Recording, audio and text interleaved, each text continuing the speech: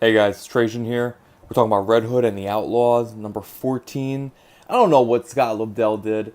I don't know if he had a come to Jesus moment. I don't know if maybe he found religion. Maybe he discovered non-religion. Maybe they finally gave him. The rumor is that they gave him an editor. That while he was doing the old Red Hood, he didn't have he had free reign, and now they actually have an editor who watches him very carefully, and everything has to go through these either one editor or a series of editors, and they're literally saying nope, can't do this, can't do this, can't do this, can't do this, and as a result, Scott Lobdell, we get all of his good ideas without all of the edgy bad ideas that he had. So if you remember, the New 52 Red Hood was so bad. It was literally just let's see how edgy we can make all these characters, but it was it didn't come off natural, and it just he fucked up Starfire so bad. But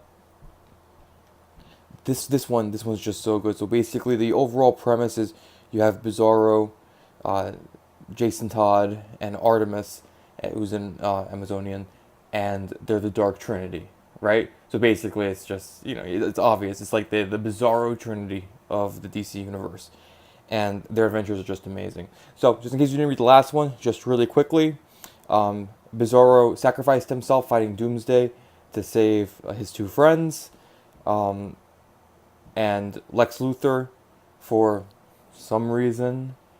Actually, it was kind of sad because Lex Luthor thought it might have been his Bizzaro. But anyway, Lex Luthor came and he basically helped heal Bizzaro. And as a side effect, Bizzaro is now with like a 300 level IQ, which is just amazing. So, we start off and by the way, the art is, I love it. It's just great. I think it really fits everything really well. Who's Joe Bennett? Joe Bennett's doing a fucking banging job. So anyway, so we have the first like kind of like scene is Artemis and Red Hood going around. Pig is there and he's poisoned poor people to help him, and so we get action with that. Penguin shows up. So this storyline where Red Hood and Artemis are pretending to be outlaws, they're pretending to be bad guys to like getting good with the bad guys and like stop the bad guys. It's actually the least interesting story that they're doing, but whatever. It provides a nice like distraction, a nice backdrop from everything that's happening. So that's them just saving everybody. And then now the real interesting part happens. So we see that Bizarro's the one like pulling the strings in the background. Oh man, so Granny shows up and she's like, "Oh, by the way, I have these letters from Jason Todd's parents that I never gave him because I'm an asshole." And so Bizarro basically says, "Oh, don't worry, the past is in the past. He doesn't need to see those." So already you're seeing like, "Oh my God, heel turn is coming." Bizarro is getting so smart that he's going to turn heel, and we'll see at the end. It's not quite. So they end up jumping into their new floating base. We get this nice spread. A little bit too much empty space here, but it's nice. It's nice nonetheless. So anyway, so we have the new kind of Jason Todd-esque Batcave, the Outlaws Cave, I guess you can call it. Bizarro's going to show them around. Bizarro's like, "Oh, He's like, "When did you make this?" "Oh, this morning." "Well, you were gone. When did you think I was going to make it?" And it's like, "Oh, well, not one morning." So we continue going. He's showing them around the cave. This is going to be really cool. I'm buying this. It's going to be like one of the first like new trades I buy in a while. Showing them the garage. There are these doors. Now these doors are interesting because you got the little Justice League table.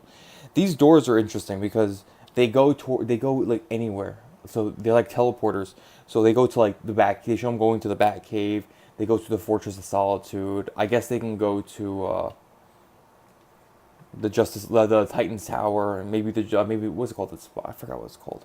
I haven't read Justice League in a while. The Spire, the orbital station that they have above Earth.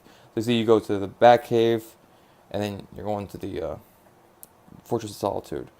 Anyway, so Bizarro's AI shows up. And he's like, "Oh, stuff's happening, guys. Stuff's happening. You guys got a dip." And it's Victor Zsasz. Zsasz is escaping.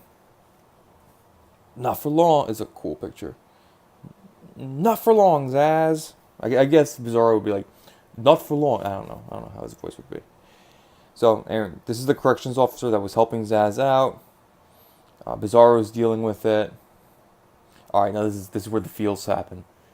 Prepare yourselves, ready your bodies, because this is where it all goes down.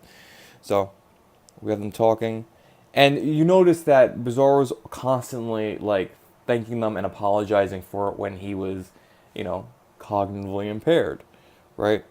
So he says goodnight to them. He goes to his computer, and on the screen is his old self.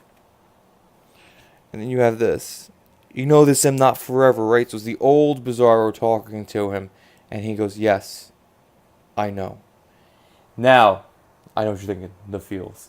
But what could this mean? The way I interpreted it is that he is getting so smart that at a certain point, he's going to start reverting.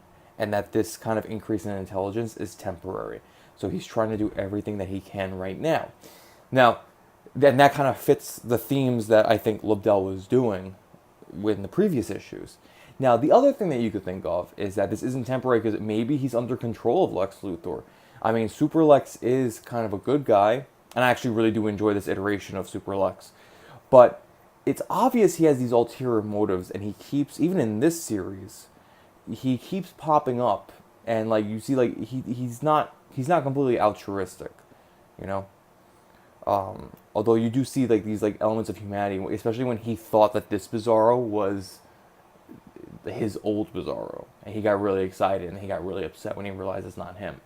So the other thing that you could think of is maybe he's getting so smart that he realizes these two are a liability and they need to be destroyed for the good of humanity. Who knows? That could be it too. I don't think so. I think it's the first one where it's literally like he knows that this is temporary and that he's gonna revert back to his old self, and he doesn't want to revert back. So it's gonna be sad because it's literally gonna be Bizzaro dying all over again.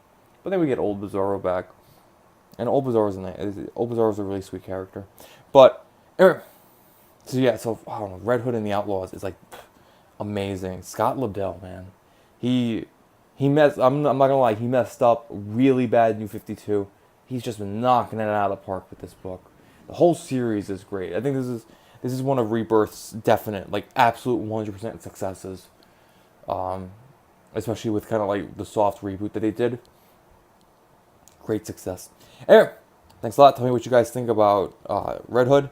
Tell me what you think about my theory that it's going to be Bizzaro reverting. I don't look at solicits, so I don't know if they spoil it in the solicits. Because I don't like knowing spoilers like 3 months out.